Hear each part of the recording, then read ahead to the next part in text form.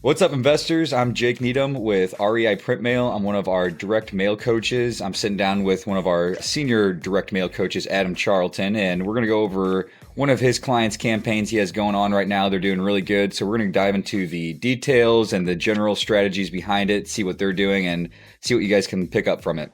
So I'm going to switch it over to Adam here. Can you give us a quick overview on the campaign, what you guys are sending, where it's at, just the generalities of it for now? Yeah, for sure. So the market we're in is Detroit, Michigan. We started them setting them up on KPI tracking just so that they can hone in their marketing campaigns. They had a smaller budget going into it. First, we start off about 5,000, scaled up a little bit from there.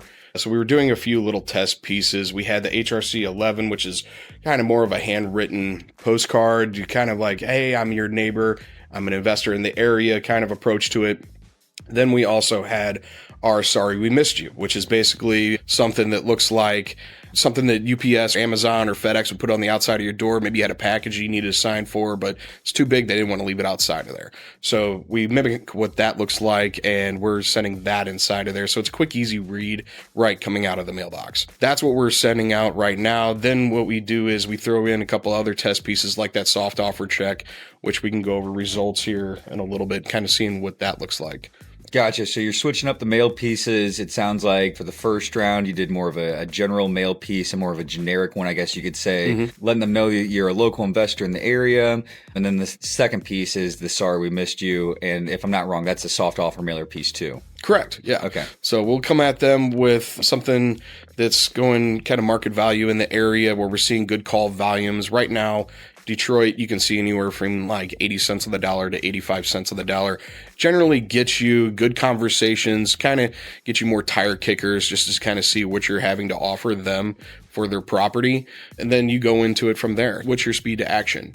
Are you needing to sell this property quickly, or do you have time? Do you want to update this property? Maybe we can also list it for you. Something like that. So getting some more information about the property and then finding out their level of motivation. Exactly. Gotcha. Exactly. All right. Then can you build on top of that just as far as the response rates? What's the industry average compared to what your client's seeing there?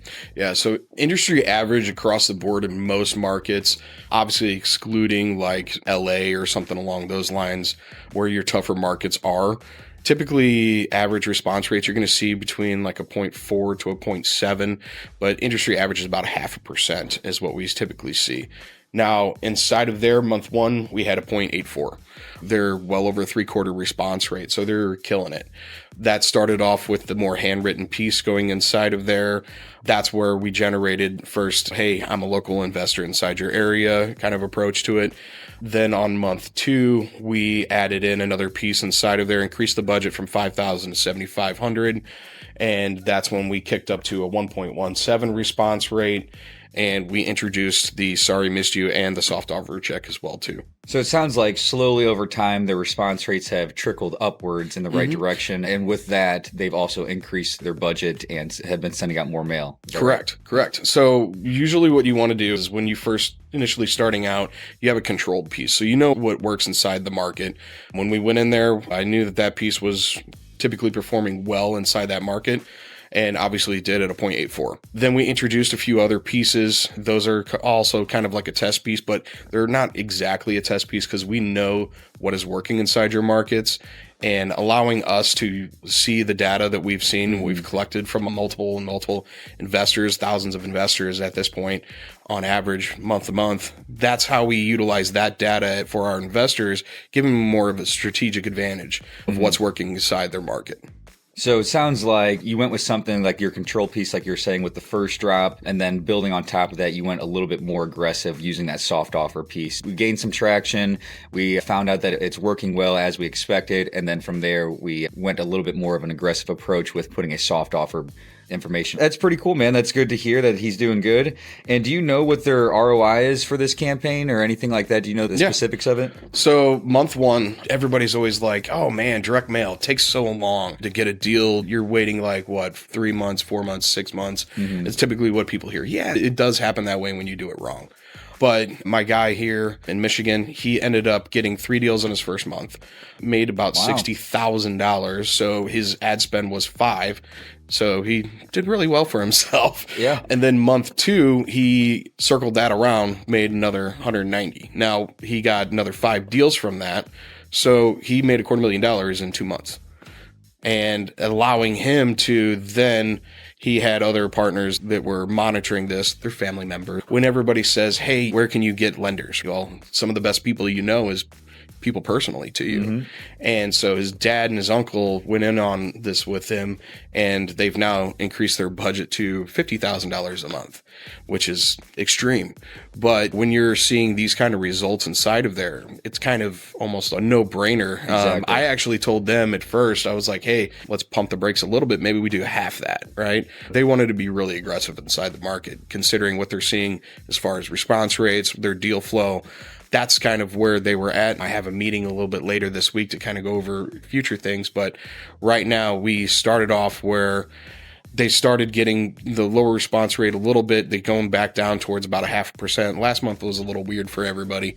But now I just reviewed their KPIs. They're back up to like a 0.9 response rate. Wow. Yeah. So it's definitely increasing. Steady. I think it was 258 phone calls last month alone, and they're already at like 115. For this month alone. So there's 2 things I want to touch on with that being said there. I would say it's pretty common for a lot of our clients that we work with to kind of start off small and test the waters. They're not sure what to expect out of a mailing campaign. And then once they start getting traction, that's when they know it's a proven method of marketing. And then that's when they up the budget. Is that a lot? Is that what you see a lot of times? When you follow the KPIs, follow the data points, know what's working, right? So when you can look at successful campaigns, maybe you're utilizing a few different lists or a few different mailers, you can actually track that and see which one's performing better for you. It's called basically doing an A/B split test. Typically what I like to say is have a controlled piece. So you know this piece, this list work well, right? But if you also want to start testing some of those pieces, maybe you can be the first to find the call to action and the next best thing. You're following the numbers, you're finding out what's working, and then from there you're increasing the budget with metrics behind because it. Something might work in Michigan and something might not work the same way in Illinois. Mm-hmm. Each market's going to be a little different. And so that's why you always have to use what we know that is working and then add in a little bit extra and do that little bit of a split test there, but do it in a controlled way. And the second piece I wanted to touch on there was, I think you kind of touched on it a little bit. How long did they start seeing results? We talk about with mailing campaigns, it can be kind of a lengthy process to get up and going, and you could see it kind of building up slowly over time. But on average, what are you seeing as far as from the time you send out your first round of mail to whenever you start getting that actual traction and noticing results? Well, I think each case is going to be a little different, right? If you're coming at it with a smaller budget, say something under $2,000 or something along those lines, monthly spend, your deal flow is going to be a little slower, right? Especially, let's say if you're in DFW, Dallas, if you have a $1,000 monthly budget, you're going to be looking more like quarterly for a deal, right? Whereas if you're in a less competitive market, maybe there's a lot more stress inside of that market financially. Maybe people are pinned up against the wall and needing to sell their property. That's when you're going to see a better deal flow. Each scenario is going to be a little different. In this case, like I said, they got 3 deals in their first month. So typically that's not what we see. So obviously this team here has some great closers and acquisition agents inside their system, and they've only done increase from there. And are they handling all those calls in-house? They're doing all this, so hundreds of calls. And then do you know anything about their follow-up process at all as far as what they're doing? After having conversations with them, obviously they're going to chase the nose, one, because that was something I completely stressed on them. But they're answering live. Answering live is always the best thing you could do. They're capturing almost every single phone call, and I check up with them on what their capture rate is, and they have a high one because, like, as you know, here we have our call center. And that's really the difference maker for a lot of campaigns too, it seems like. Most investors, they answer under 50% of the time. These guys are up closer to where, like, our call center team is at 80% of the time. Mm-hmm. So that's probably why they see a better deal flow. They're answering live. Then what they're doing is they're following up. And then they also ask the people, hey, when are you trying to sell? Or are you interested in selling? Especially if they ask them, what can you offer me for my property? So what they're going to do is they're going to put them up in their follow-up pipeline. They'll hit them with an email. They'll hit them with a text message. They'll hit them with a call. They even that out as far as staying in front of them enough so that when they are ready to make that decision, they're the first ones to come to mind. They build that rapport with them. They call in, just do checkups, right? Hey, how are things going? Has your situation changed? Is there anything we can do to help? That's pretty cool. And I think that's exactly the key as far as you can have a great campaign going, but if you don't have your systems built out, then you got to make sure those are in place before you get all this going here. A lot of times is they're getting good response rates. They're doing everything they need to be doing as far as their marketing goes. But on the other side, they're not answering the phone enough. They're not answering them live. They're missing calls. They're trying to chase them. It seems like an endless loop of trying to get back in touch with these people that once called you and express some kind of interest. Some people like to say that's like taking the first bite of the apple, right? So when you don't answer live, what's happening? They're going on to the next person, right? The next person that sent them an email or a text message, they're moving on to that next person.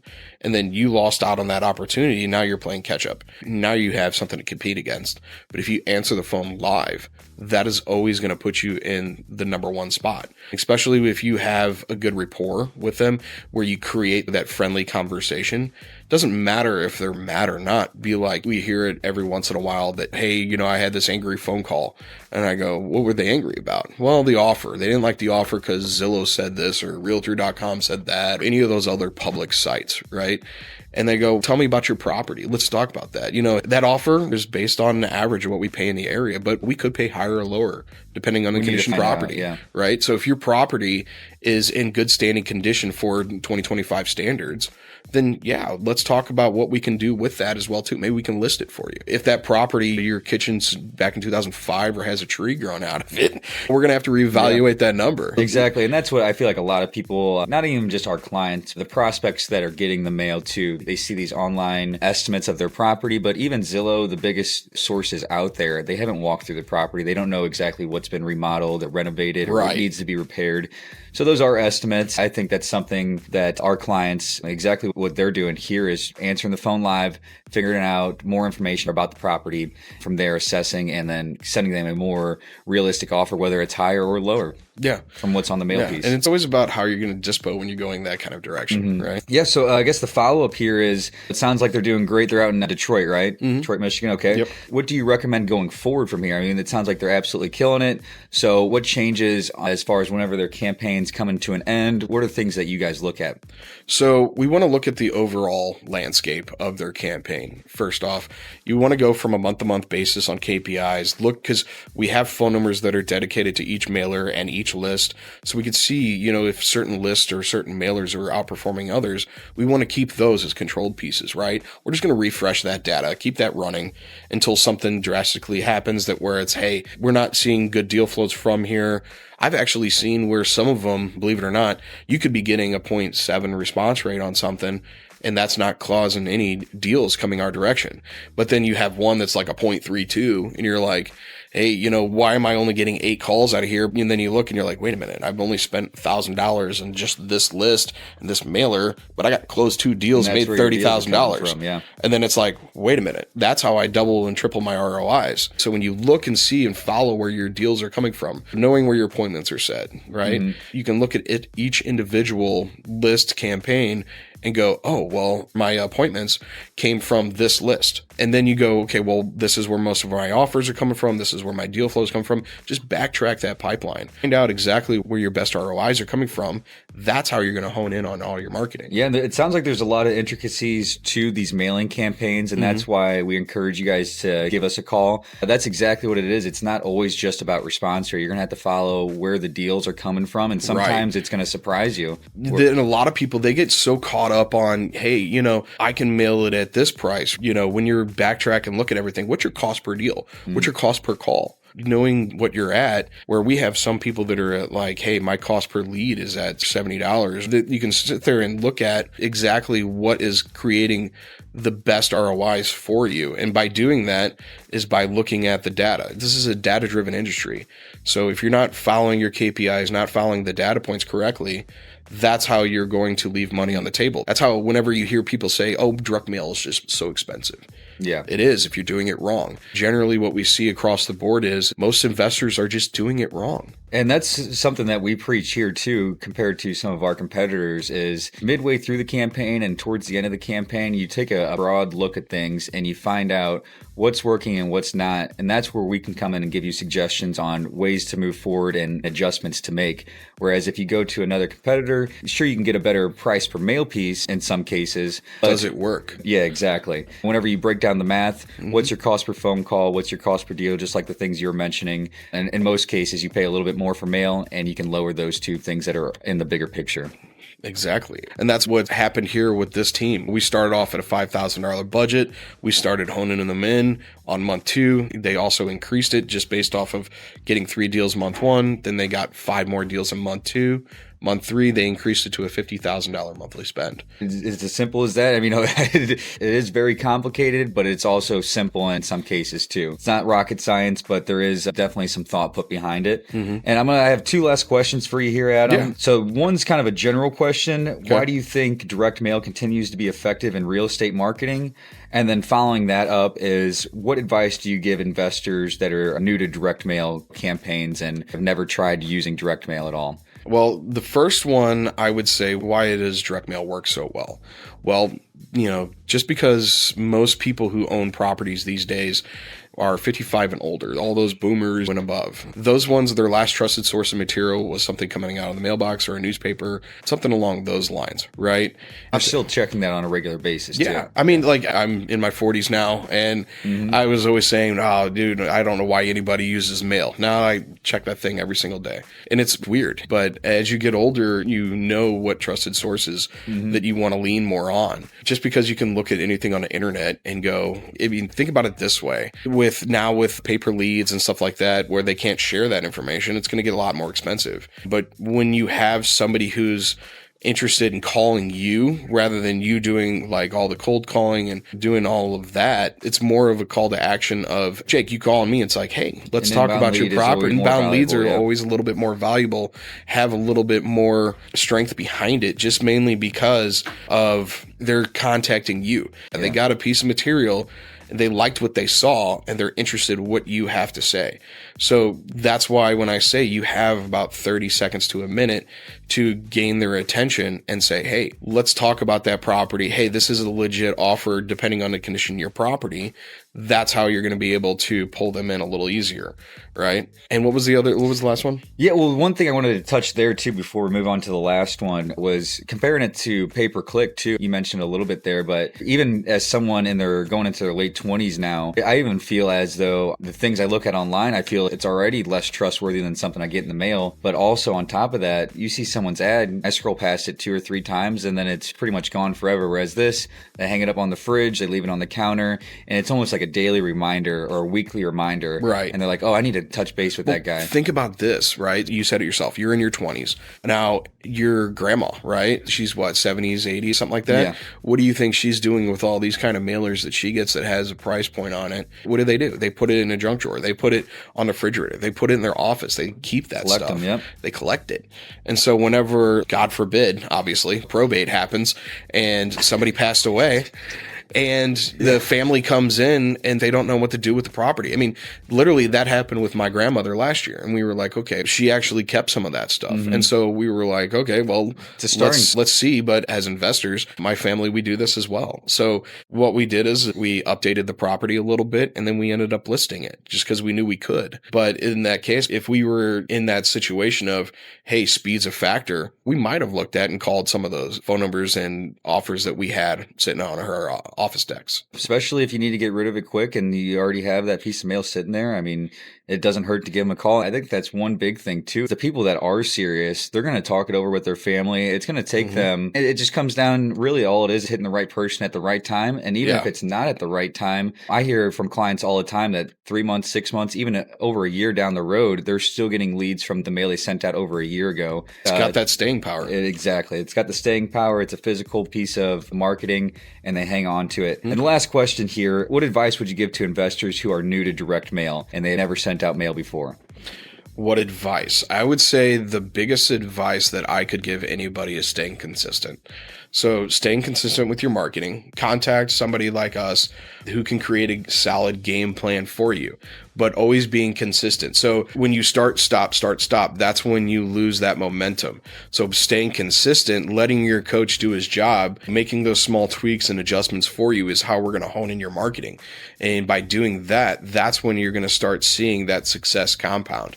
And then that's when we can start talking about, hey, Jake, we've gotten your first deal in. Are you starting to see more action? You got another deal in. Let's start talking about increasing. Let's scale to where you wanted to be. That first conversation, you said, I want to be at a deal per month, right? Or maybe 10 deals in a year. Now, that's when we start going, okay, hey, we're seeing good call volumes. We're seeing good offers going out. We're seeing deals come through now. Now, let's start talking about, let's be a little bit more aggressive, that where we can actually start scaling you to reach your goals for this year. A lot of the times with my clients that are new to it, they start off small, and we try to be transparent up front with telling them, this would reflect maybe getting a deal once every quarter, once every 6 months. But once you get your feet wet and you actually do see it gaining some traction, that's when we need to scale it up to a point where you want to be in reaching your goals, where it's a deal a month, maybe 2 deals a month. And all it comes down to is the quantity and the consistency of it. So you're spot on there. I'd have to agree with you 100%. All right, Adam, I appreciate your time here today and sharing those results from your client in Detroit. If you guys are interested, if this sounds like something you'd be interested in hearing more about and learning about your specific market, go ahead and click the link below, set up a call with us. We're more than happy to have these marketing conversations with you. Don't forget to like and subscribe to REI Print Mail, and we'll see you in the next one.